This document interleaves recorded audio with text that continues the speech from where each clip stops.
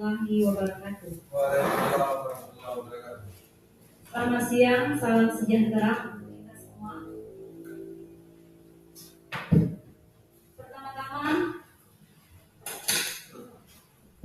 Pertama-tama marilah kita panjatkan puji syukur atas kehadirannya, karena berkat rahmat dan hidayahnya lah kita bisa berkumpul pada siang hari ini. Saya selaku pembawa acara pada hari ini akan membacakan susunan acara. Yang pertama, pembukaan. Kedua, doa. Yang ketiga, kata sambutan. Yang keempat, acara inti. Dan yang kelima, penutup. Memasuki acara pertama, yaitu pembukaan, marilah kita baca basmalah. Acara yang kedua membacakan doa yang akan dibacakan oleh Bapak Faisal. Pada Bapak Faisal, kami persilakan. Amin.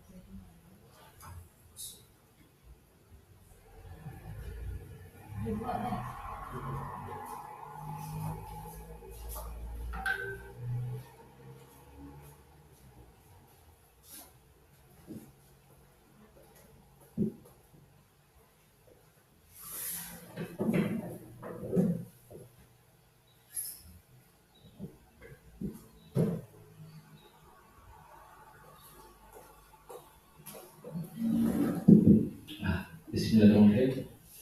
Baiklah, sebelum kita memulai kegiatan kita, marilah kita berdoa dulu demi kelancaran acara yang akan kita laksanakan ini. Auzubillahi minasyaitonirrajim. Bismillahirrahmanirrahim. Alhamdulillahirabbil alamin arrahmanirrahim maliki yaumiddin.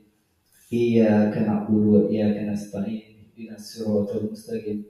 Siratal ladzina an'amta 'alaihim ghairil maghdubi 'alaihim waladdallin. Amin. Innal hamdalillah nahmaduhu wa nasta'inuhu wa nastaghfiruh wa na'udzu billahi minasy syarri anfusina wa min sayyiati a'malina. Man yahdihillahu fala mudilla lahu wa man yudlil falillah. Wa asyhadu an la ilaha illallah wa asyhadu anna syarika lahu wa anna muhammadan abduhu wa rasuluh. Amma ba'du. Alhamdulillahirabbil alamin. Terima kasih. Assalamualaikum warahmatullahi wabarakatuh.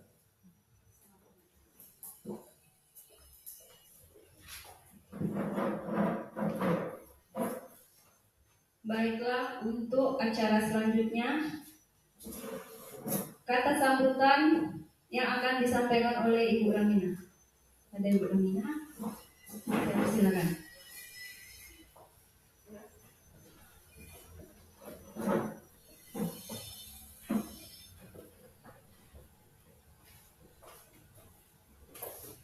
Bismillahirrahmanirrahim.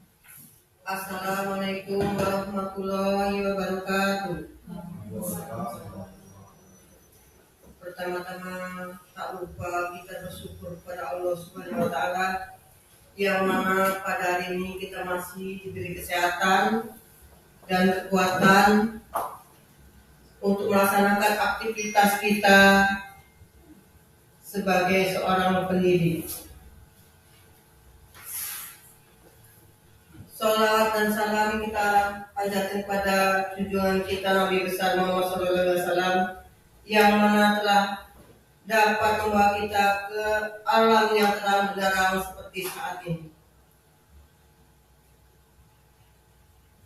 Tidak banyak yang perlu saya sampaikan.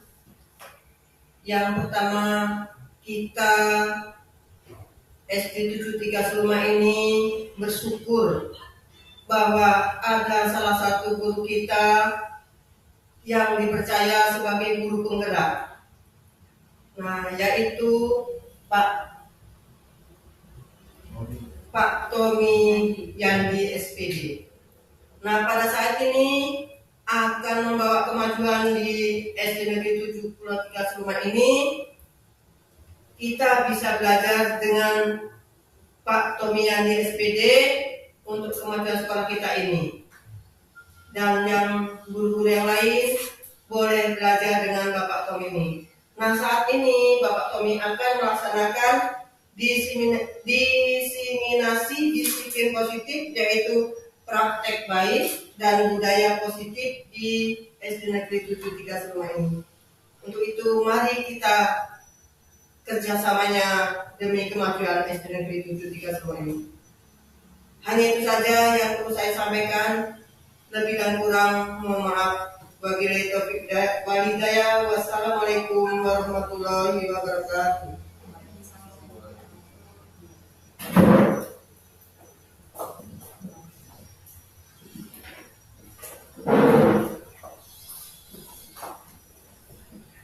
Acara yang selanjutnya, acara inti yang akan disampaikan oleh Bapak Kepala Sekolah kita, Bapak Tommy Yani.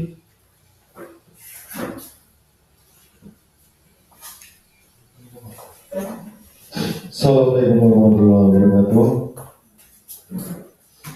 Yang saya hormati Bapak Ibu Guru SDN 73 Seruma. Selamat siang, salam sehat, salam bahagia, dan selamat menjalankan kegiatan hari ini. Semoga berjalan dengan tertib dan lancar. Jadi sengaja saya mengajak Bapak Ibu sekalian kumpul di ruangan ini. Memang ini sebenarnya tugas saya sebagai guru penggerak. Kemudian ini juga tugas saya dari PGP, tugas saya dari dinas, dan tugas saya juga selaku kepala sekolah mengajar di sini. Memang ini harus ditularkan kepada guru-guru yang ada di sini sebagai pembelajaran, sebagai kegiatan, dan yang mana mungkin nantinya ini nanti bisa kita terapkan di sekolah kita. Saya juga masih belajar, masih banyak kekurangan, masih banyak kekhilafan. Jadi di sini kita intinya sama-sama belajar, sama-sama memahami sesuai dengan ketentuan zaman saat ini. Jadi adapun materi kita pada hari ini, Bapak Ibu, saya mohon izin masalah diskriminasi pendidikan, praktik baik dan budaya positif. Nah, yang pertama kita langsung aja yaitu budaya positif. Budaya positif di sekolah adalah nilai-nilai positif yang diterapkan di sekolah untuk menumbuhkan motivasi intrinsik pada diri siswa yang bertanggung jawab dan berbudi pekerti yang luhur, sehingga terwujud profil pelajar Pancasila. Jadi nanti kita itu masuknya ke kurikulum merdeka. Bahasa singkatnya Bu, ini dikenal KUMER, kurikulum merdeka. Mutu dari sekolah dapat terlihat dari budaya positif yang hidup dan dikembangkan warga sekolah. Siapa warga sekolah? Semua yang ada di sekolah. Baik itu guru, murid, wali murid, kepala sekolah, semua yang ada di ruang lingkup sekolah, termasuk komite. Selanjutnya, budaya positif di sekolah akan membantu pencapaian misi sekolah. Nah, misi. Kemarin kita sudah bahas masalah misi. Nah, itu misi itu termasuk budaya positif. Peran guru yang merupakan ujung tombak berkualitas. Jadi, guru dituntut untuk terus belajar hingga masa habis pelaksanaan tugas sebagai guru. Itu pun kalau seandainya sebenarnya sepanjang hayat ini sudah, walaupun sudah pensiun, masih dituntut lagi untuk terus belajar ke depannya.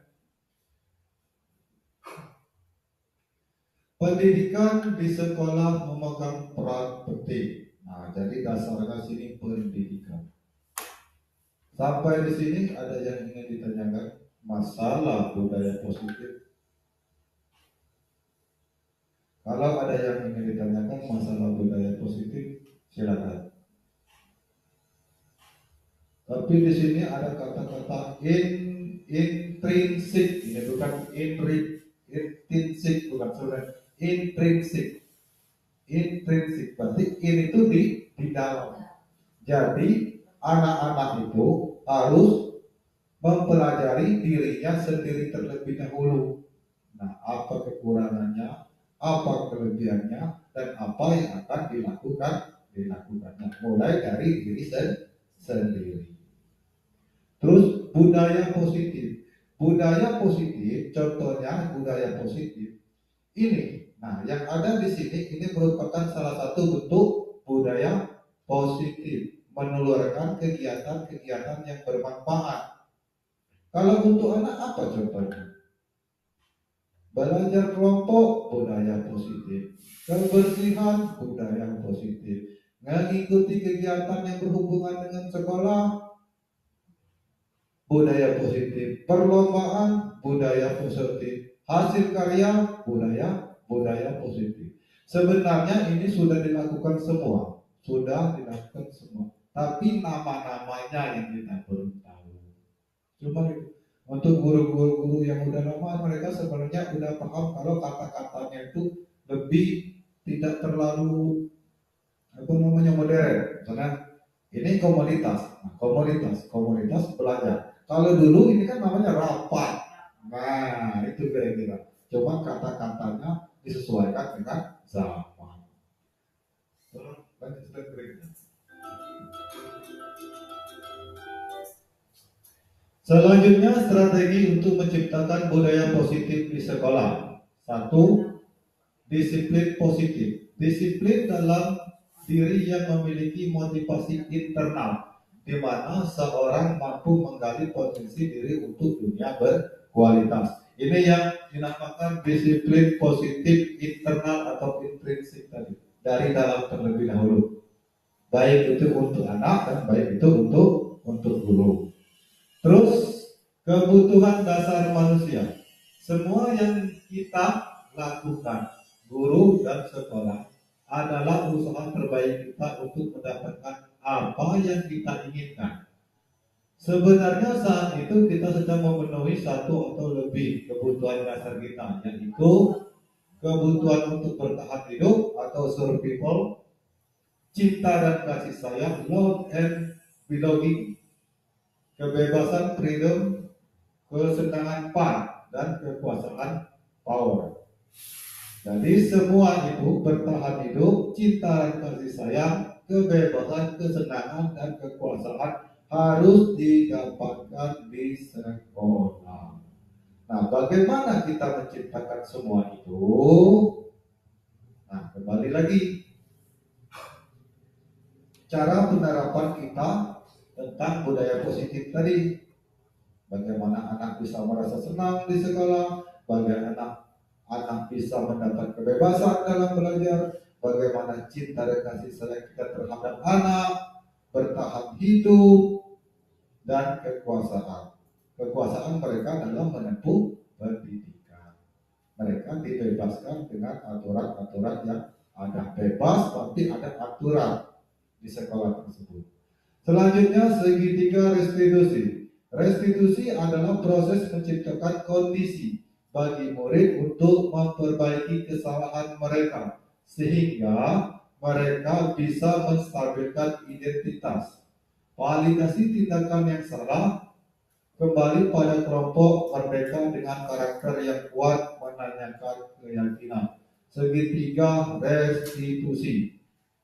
Jadi segitiga restitusi ini yang pertama yaitu memperbaiki kesalahan. Kalau ada anak yang melakukan kesalahannya, kita harus bisa berbicara kepada anak tersebut bagaimana cara dia memperbaiki kesalahannya, bukan menyalahkannya. Terus menstabilkan identitas. Menstabilkan identitas maksudnya dia bisa tidak mengetahui kesalahan-kesalahan yang ada pada dirinya. Itu distabilkan soliditasnya. Kalau dia bersalah, maka dia harus bisa menyadari kesalahan yang ada pada dirinya. Selanjutnya validasi tindakan. Nah, validasi tindakan apa yang akan dia lakukan nantinya setelah dia menyadari kalau dia merasa bersalah untuk kedepannya. Terus menanyakan keyakinan. Yakin tidak dengan kata-kata yang telah dia lontarkan, dengan kata-kata yang telah dia bicarakan tadi. Jujur apa tidak? Itu untuk anak. Selanjutnya keyakinan kelas. Nilai-nilai kebijakan universal yang disepakati bersama terciptanya lingkungan positif. Keyakinan kelas. Keyakinan kelas ini jelas dibentuknya di kelas, bukan di sekolah. Kalau sekolah berarti secara menyeluruh. Tapi ini keyakinan kelas. Yang mana nanti proses pembentukan keyakinan kelas ini dibentuknya di kelas atas kesepakatan murid dan guru-gurunya. Apa itu keyakinan kelas? Ada yang bisa menjelaskan tidak masalah keyakinan kelas ini? Apa itu keyakinan kelas? Silakan, kalau bisa. Nggak apa-apa, kita sama-sama belajar. Menurut Ibu, keyakinan kelas itu apa? Yang Ibu ketahui.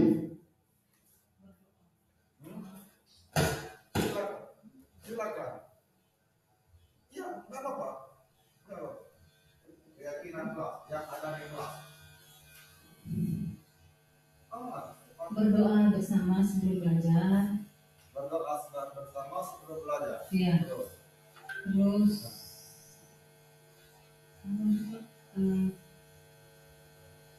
memberi salam kepada gurunya sebelum belajar itu. Bagus. Ya.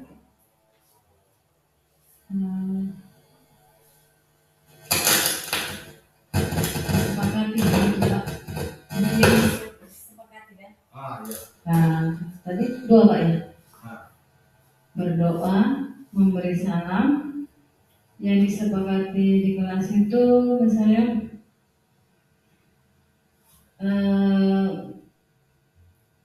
apabila tidak buat PR, kesepakatan kelas apa gitu. Nah, itu bisa. Ya, enggak? Nah, terus tidak tiket kelas, kesepakatannya gimana? Banyak lagi itu Pak kalau kesepakatan itu bagian besar. Terima kasih kepada Ibu Nila. Atau ada yang bisa menambahkan lagi? Ibu Ram, udah mengarah belum keyakinan kelas? Coba.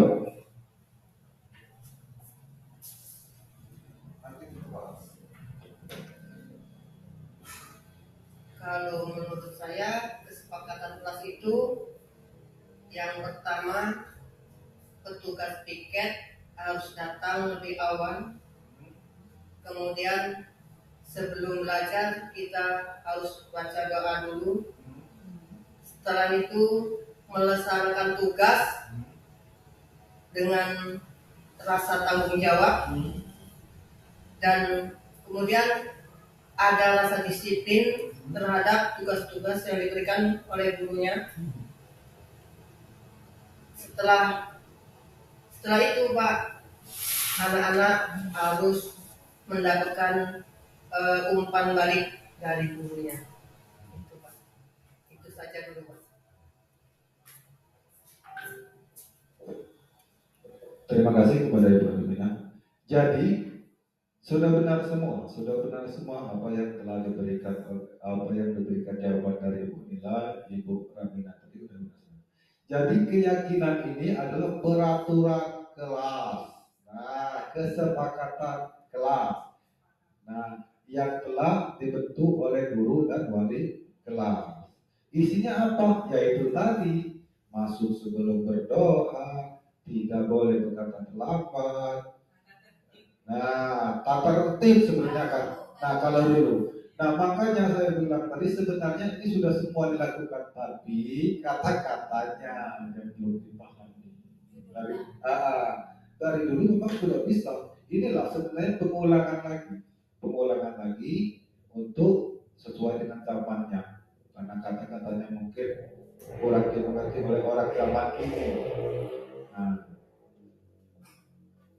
terus posisi kontrol, sudah cukup yang tadi ya, sudah kita pahami. Bagian disiplin yang dapat menuntun murid ada 5 posisi kontrol, yaitu penghukum, membuat rasa bersalah, teman, pemantau, manajer. Penghukum.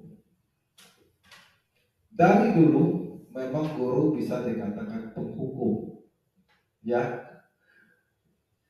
Saya nggak menyalahkan. Memang saya juga dulu waktu pembelajaran, apalagi pembelajaran dulu, memang guru itu beratnya menjadi penghukum. Kalau ada anak yang salah, dihukum. Anak yang melanggar, dihukum. Jadi karena adanya guru-guru merdeka yang saat ini, kita tidak lagi dibolehkan untuk menghukum anak. Itu tuntutan kita sebagai guru. Itu ya. Jadi bagaimana caranya Pak kalau tidak dihukum? Kalau anak yang bandel bagaimana? Kan jadi pertanyaan. Sedangkan setiap anak berbeda cara dan tingkah lakunya. Disinilah PR untuk kita sebagai guru.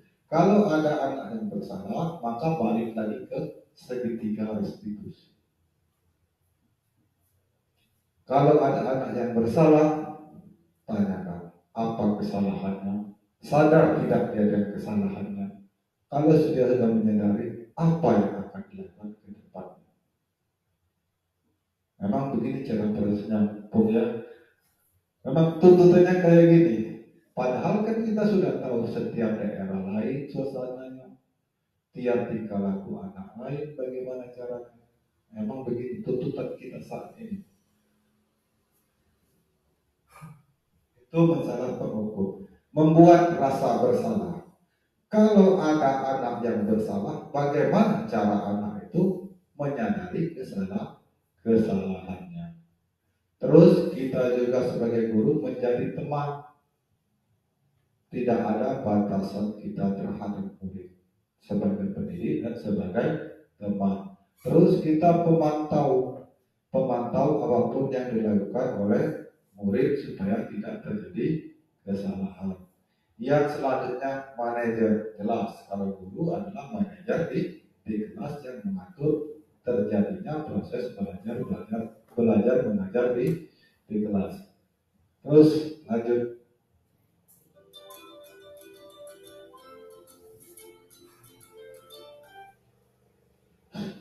Latar belakang. Budaya positif untuk dikembangkan pada proses pelajaran anak usia dini, di mana pada masa tersebut masa fondasi dalam menanamkan nilai-nilai atau karakter yang positif untuk anak yang akan tertanam hingga dewasa. Anak usia dini banyak meniru yang dicontohkan oleh orang dewasa atau sekitarnya. Oleh karena itu, budaya positif anak usia dini dilakukan melalui keteladanan dan kebiasaan dalam kehidupan sehari-hari dalam pelaksanaannya pun disesuaikan dengan usia mereka, salah satunya dengan kasih sayang. Jadi kalau untuk di SD kelas 1 itu masih dalam kategori anak kelas usia dini.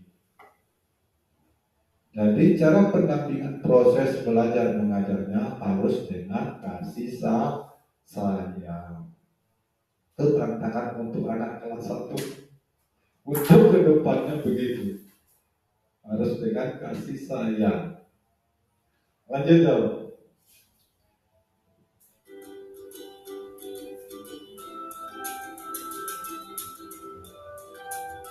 Tujuan menjadikan pengalaman baru bagi anak dalam menumbuhkan budaya positif melalui kesepakatan kelas.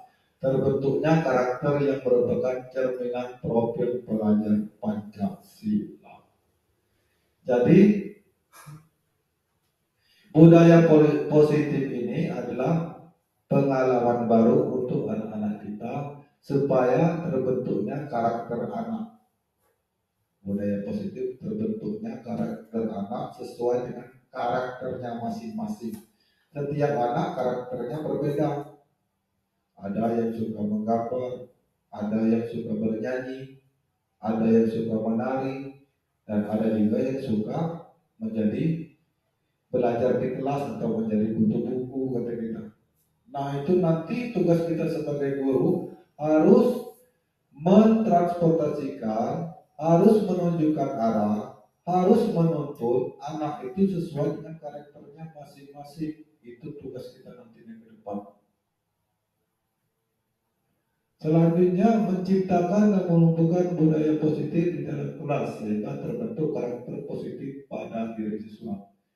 Jadi kalau menciptakan menumbuhkan budaya positif di dalam kelas, yaitu tadi sudah ada peraturan-peraturan yang mengikat kesepakatan antara guru dan murid. Kemudian budaya positifnya bisa dilakukan dengan kerja kelompok, tanya jawab dengan guru dan murid. Terus karya-karya yang dilakukan oleh murid, itu contohnya.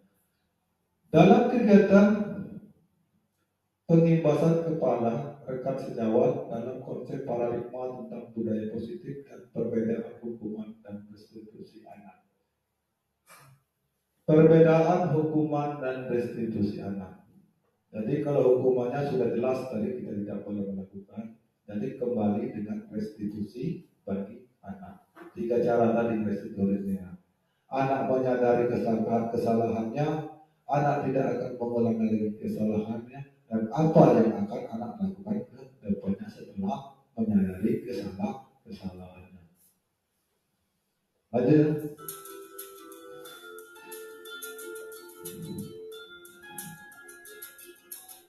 Tolak ukur. 1. Siswa dan guru konsisten menjalankan kesepakatan kelas bersama kelas.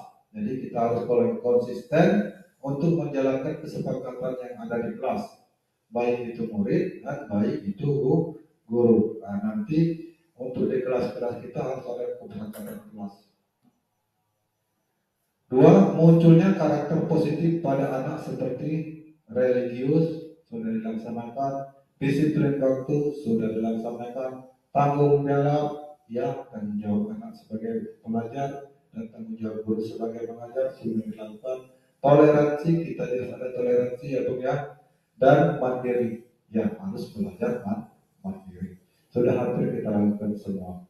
Tinggal perjalanannya sudah mencapai sekian persen atau belum, itu aja lagi. Itu tugas untuk kita. 3. Suasana kelas menjadi menyenangkan. Jadi kita harus menciptakan pembelajaran yang menyenangkan di dalam kelas. Lanjut.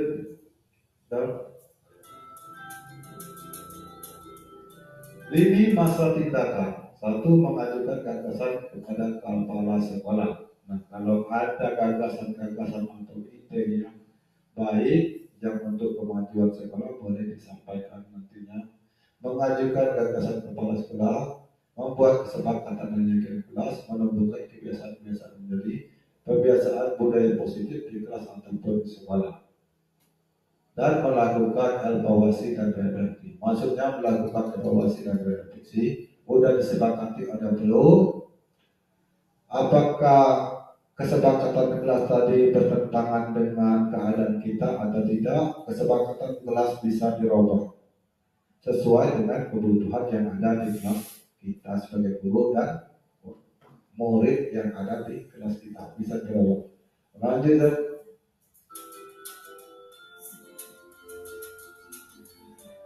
Dukungan yang dibutuhkan untuk kelancaran dalam penerapan budaya positif di sekolah dibutuhkan dukungan berbagai pihak, di antaranya jelas kepala sekolah, guru, siswa,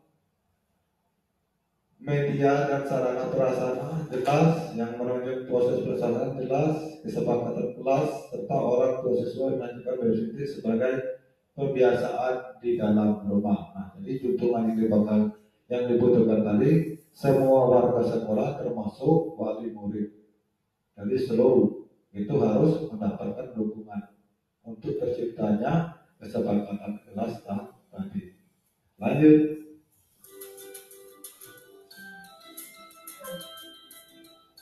Apa bau udah mulai ngantuk? Udah mulai ngantuk. Mungkin kalau kami pelatihan guru penggerak ini Pak, dari jam 7:30 sampai 4:30 sore. Inilah kerja.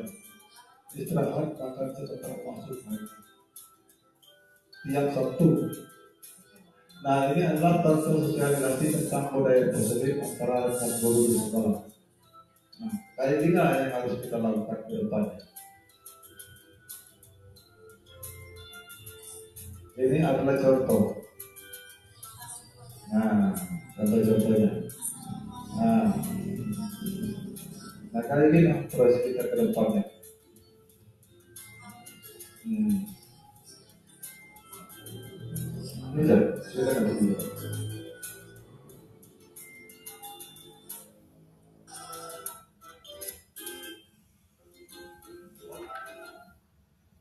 Selanjutnya,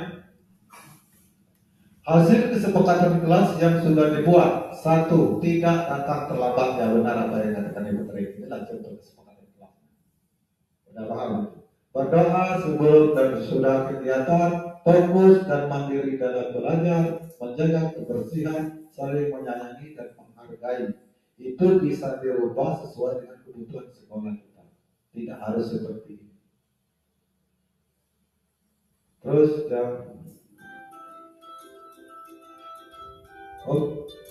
guru dan siswa menyetujui kepangkatan kelas harus disetujui guru dengan siswanya supaya ada batasan-batasan tertentu yang tidak akan kita langgar.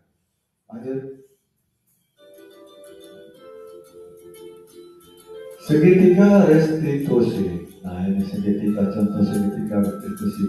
Anak datang disambut. Ini tugas kita ke depan teman-teman. Kita disuruh tunggu di pintu gerbang, anak disambut satu persatu, dicek.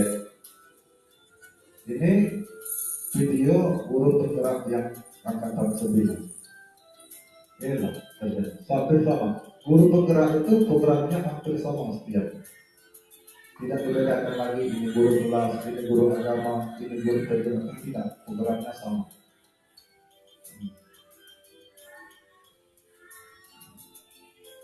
Berdoa.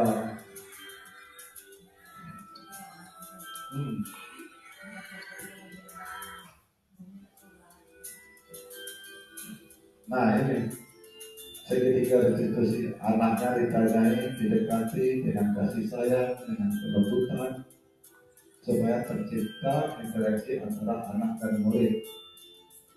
Tidak ada perbedaan, tidak ada waktu perbedaan antara guru dan murid. Harus kita guru yang dituntut lebih kreatif. Terus dan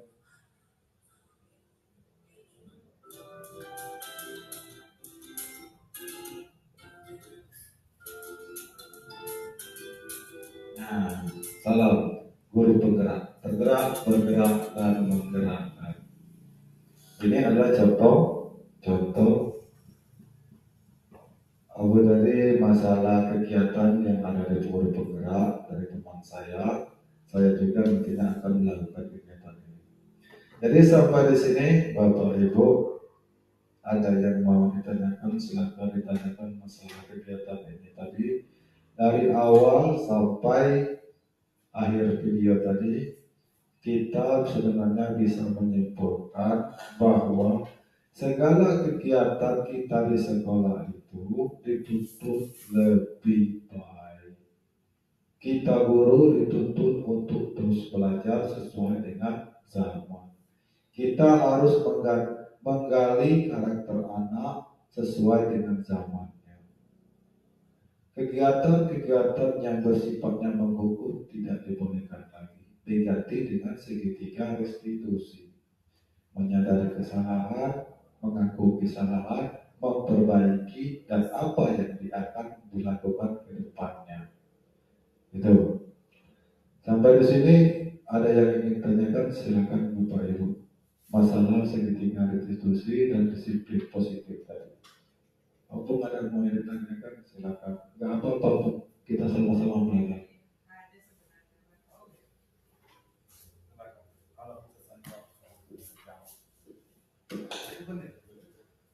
Ya, terima kasih waktu yang diberikan. Ini tadi Pak, sebenarnya kalau analisa saya ya semuanya bagus ya, tapi tentang menghukum tadi tidak boleh menghukum anak. Kalau tidak boleh menghukum anak itu apa jadinya? Nah itu. Saya contohkan ya Pak ya, contoh yang baru terjadi hari Senin waktu kita upacara. Di situ saya sangat emosi Pak, emosi karena semua anak-anak sudah siap upacara, peserta upacara sudah siap, sudah memegang itu. Ketika Ibu Nila memanggil anak-anak sampai 2 kali di kantin, tidak ada yang bergerak, ya Pak ya. Itu dipanggil melalui pengeras suara. Jadi tadi dikatakan tidak boleh menghukum anak. Ternyata setelah saya bawa bambu, ambil bambu ya, memang bambunya udah bambu yang lapuk sih. Nah, saya pegang itu turun, langsung anak-anak itu berlari. Artinya Pak, anak-anak itu takutnya ya seperti itu tadi, dengan dipanggil lemah lembut, tidak dihiraukan sama anak-anak. Nah sekarang di situ saya emosi Pak. Kalau saya ada juga cerita di grup kami SPG kan, kami sering juga itu. Wajar katanya Ibu. Itu sudah keterlaluan. Kalau di peraturan upacara ya sebenarnya, kalau sudah upacara berlangsung saja, yang terlambat tidak ada yang boleh masuk lagi ke barisan ya Pak ya. Kalau peraturan itu sudah siap, mereka masih di kantin. Nah, di mana letak itu anak-anak itu ya? Nah itu tadi karena tidak boleh menghukum. Nah kalau seperti itu Pak, apakah tadi dikatakan tidak boleh menghukum, anak itu maunya kita buat kesepakatan, terus kita tanyai, apakah kita pergi ke kantin? Nah, kenapa masih di kantin? Apakah seperti itu Pak? Ya, saya rasa sesabar-sabarnya guru ya, pastilah emosi itu. Nah itu cara mengatasinya kalau tidak bagaimana cara mengatasi kalau seperti itu Pak? Nah, dengan tidak boleh menghukum. Terus tadi kesepakatan kelas, masalah kesepakatan kelas itu sudah kita buat. Saya buat itu. Nah, kalau terlambat, kalau ini. Nah, saya contohkan Pak ya. Ada kesepakatan kami, anak-anak itu lah bersihkan itu Bu katanya WC. Ternyata pas itu, ayo kesepakatan membersihkan WC. Saya suruh mereka pas jam istirahat. Ternyata mereka juga tidak melaksanakan. Apakah guru itu harus berdiri di depan WC itu menjaga mereka? Padahal kita sudah sama-sama membuat kesepakatan. Nah itu tidak mereka laksanakan. Nah, apakah harus kita jaga mereka di situ? Sedangkan kita ada juga tugas untuk anak-anak yang lain. Nah, itu Pak. Bagaimana itu kira-kira itu? Nah, terima kasih.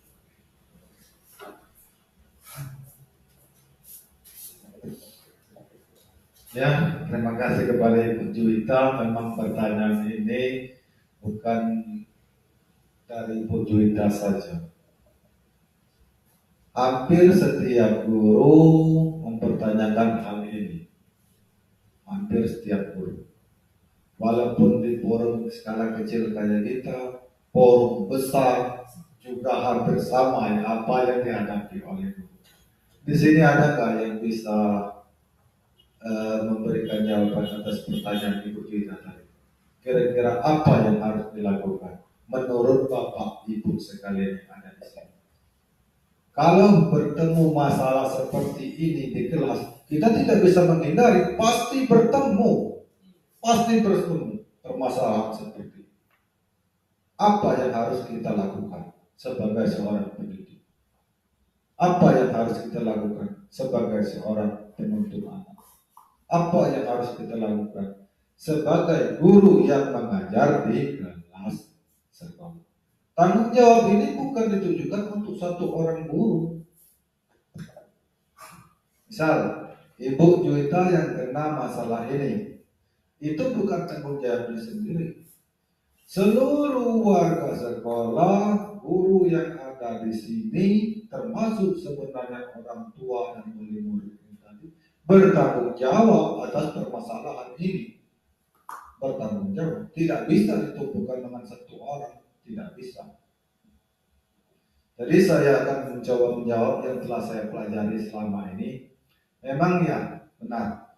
Untuk mungkin kalau masalah terselesaikan atau tidak, kita kembali lagi nantinya ke faktanya. Yang bertanya seperti ini, makanya katanya dibuat itu tadi segitiga restitusi. Anak dipanggil. Nah ini ininya ya bahwa saya nggak tahu benar apa salah, nggak tahu saya kan. Jadi kita dituntut lebih agresif.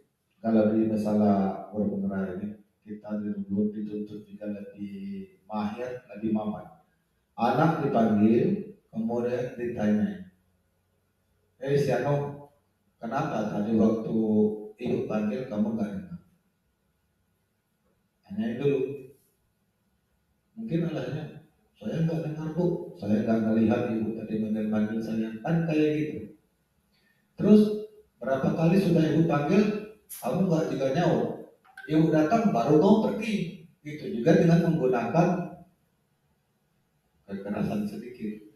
Maksudnya bukan kekerasan lah, dengan dorongan yang lebih parah. Nah, baru dia melakukan.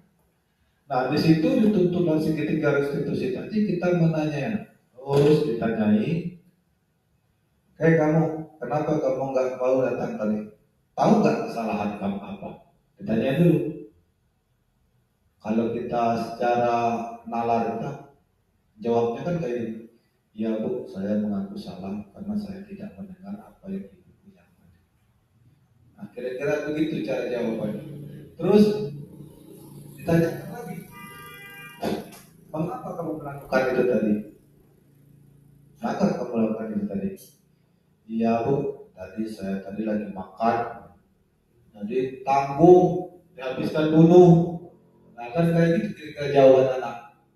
Terus ditanya lagi, kenapa kamu ini waktu ibu datang baru kamu mau turun? Saya takut bu. Nah saya takut, dia takut makanya dia turun. Berarti kamu tadi sudah mengetahui kan kesalahan kamu.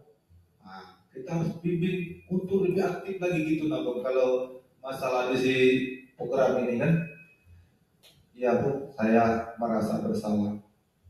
Di mana kesalahan kamu? Ditanya lagi di sini. Masih mau mengulangi nggak? Jelas jawabannya enggak. Kalau bertemu dengan kita, jelas jawabannya enggak akan kayak mengulangi. Nah nanti kalau sudah enggak akan, kedepannya bagaimana? Nah, mungkin jawabannya bukan ini.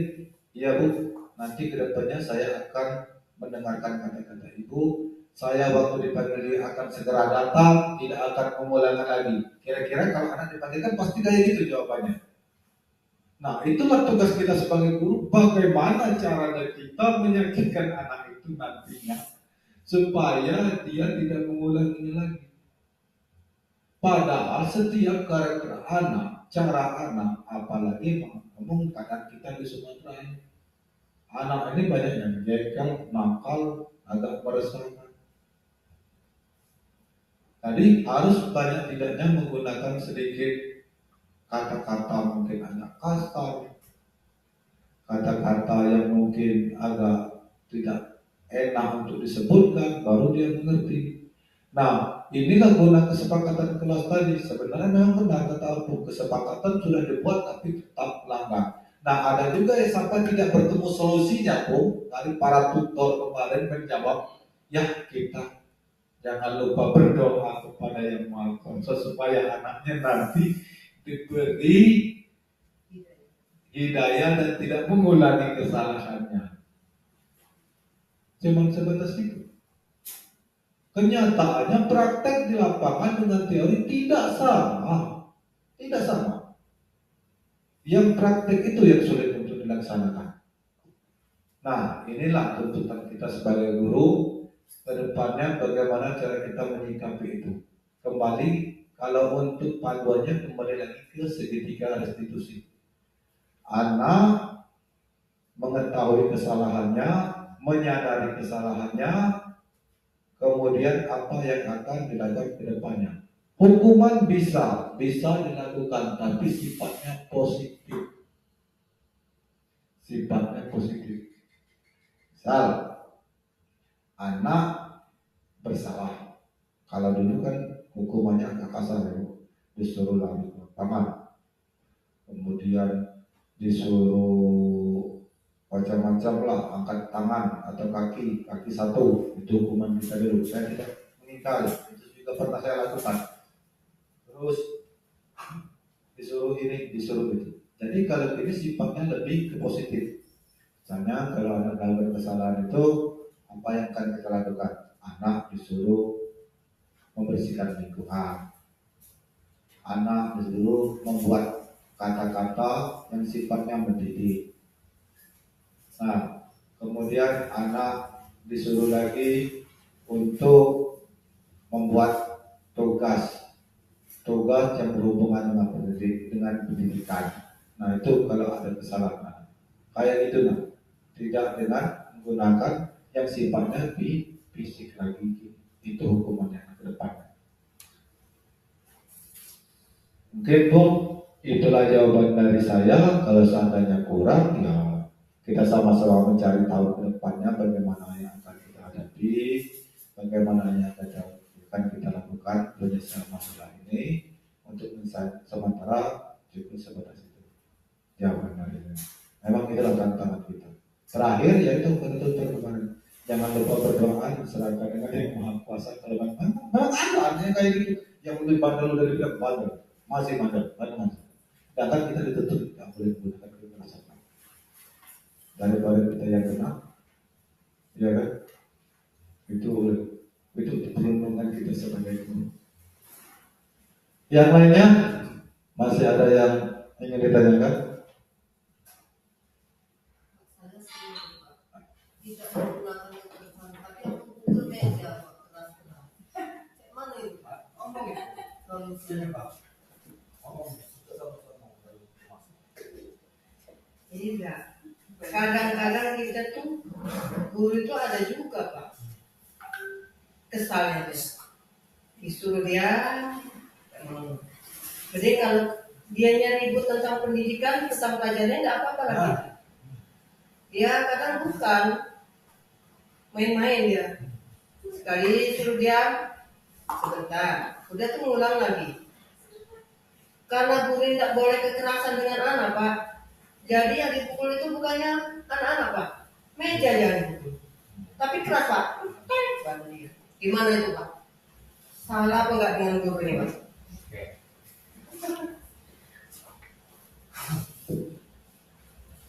Oke. Jadi Madam tadi kalau ada anak yang bandel, itu kategorinya bandel. Bandel ya Pak ya? Kategorinya bandel. Tidak mendengarkan apa yang ada peraturan di kelas, tetap melaksanakan kegiatan-kegiatan yang melanggar aturan kelas.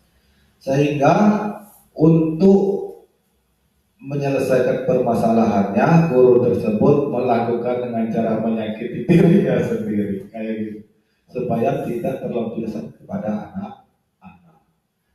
Sebenarnya nggak jadi masalah, karena guru menghukum dirinya sendiri, bukan mendukung anak didiknya. Tapi ya baik, kita kan menampakkan kelakuan kita yang kurang baik. Oh, ibu itu tadi boleh kok nampar meja, boleh bangkit balikan kursi. Kenapa kita nggak boleh? Nah kan kayak gitu, anak-anak pintar gini Bu, Mbak, yang kenapa kami nggak boleh? Akhirnya dia ikut-ikutan. ya kan, ikut-ikutan, pasti kayak gitu anak-anak. Nah, pendekatan selanjutnya kembali lagi ke segitiga restitusi. Nah, makanya ke depannya kita memang sebenarnya perlu guru-guru BP misalnya, kan, untuk berdialog dengan murid, memberikan saran yang bagaimana lah untuk anak-anak yang bandel, untuk anak-anak yang memang nakal. Setiap sekolah itu pasti ada. Itulah tantangan kita. Kalau masalah membantu ya nggak masalah, cuma caranya ada yang salah. Kalau menyakiti ya menyakiti diri sendiri. Anak-anaknya nggak ada yang salah sebenarnya. Kembali lagi ke segitiga restitusi dengan kesepakatan kelas tadi. Diberi hukuman, yaitu walaupun ada hukumnya sifatnya mendidik anak.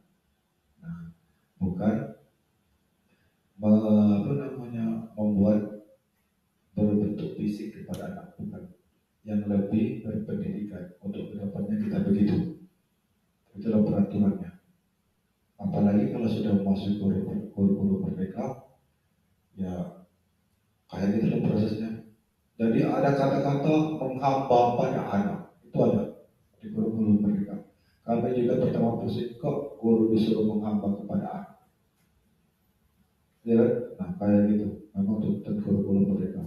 Sebenarnya bukan menghamba, bukan menyembah anak, bukan. Cuman anak diberi kebebasan untuk melakukan kegiatan proses belajar mengajar yang sesuai dengan karakter minat bakat anak itu. Kita sebagai guru yang menuntut, memfasilitasi dan menunjukkan cara apa yang akan anak itu lakukan ke depannya. Oke, sudah berapa menit ya?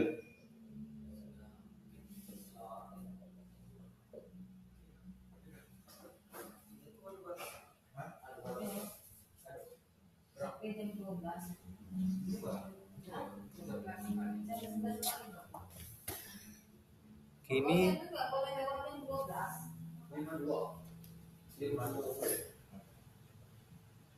jadi Bapak Ibu sekalian yang ada di sini, kita simpulkan aja kegiatan kita ini masalah budaya positif ini.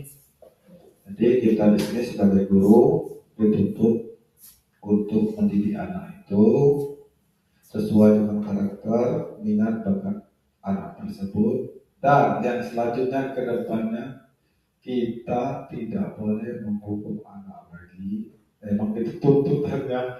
Saya juga bingung kalau nggak boleh menghukum anak dengan kekerasan, terus dihukum bagaimana? Ya hukumannya berbentuk pendidikan, arahnya ke situ.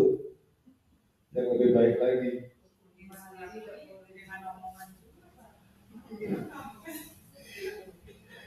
Ya, memang benar. Saya juga pernah melakukan itu.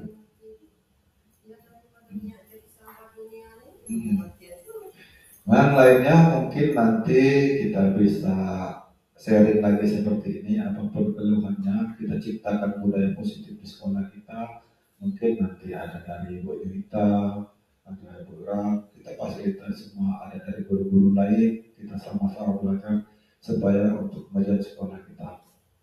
Ya, tinggalkanlah tingkah laku caranya terbaik di sekolah ini. Bagaimana cara kita membangun sekolah ini ke depannya agar lebih baik. Jelas, ini butuh dukungan semua. Dukungan rekan guru yang ada di sini. Apa itu? Saya tidak membeda-bedakan apa itu guru honor, apa itu guru kontra, apa guru PNS. Kita di sini tujuan kita sama dan satu. Ya, tinggal nasib kita aja yang berbeda. Tapi ya nasib itu harus diperjuangkan bagaimana caranya. Kalau tidak diperjuangkan ya mandek terus itu. Jadi mungkin hanya itu yang dapat saya sampaikan pada hari ini. Saya akhiri, wabillahi taufiq hidayah. Selamat siang. Assalamualaikum warahmatullahi wabarakatuh. Nah ini saya serahkan lagi kepada Ibu Ayu. Silakan.